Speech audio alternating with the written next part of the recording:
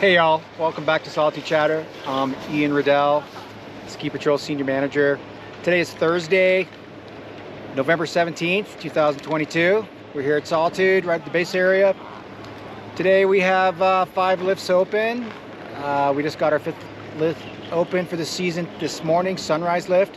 Currently, we are working towards setting up more of the mountain so we can get more lifts open and more terrain. We hope to have summit lift running possibly by this weekend coming up, so we're really excited about that. Mother Nature's been really generous to us. We've picked up 92 inches of snow in about the last 3 weeks, a little over 3 weeks, and it's just made for our best early season opening we've had in many years.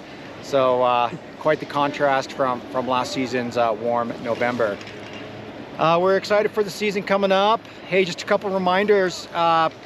Please don't duck our rope lines. We're trying to set up the mountain. The more you duck our rope lines, the less terrain we can set up. So we'd really appreciate if you just work with us on that. And myself and Ski Patrol and the mountain look forward to an excellent season ahead of us, and we look forward to seeing you guys on the slopes.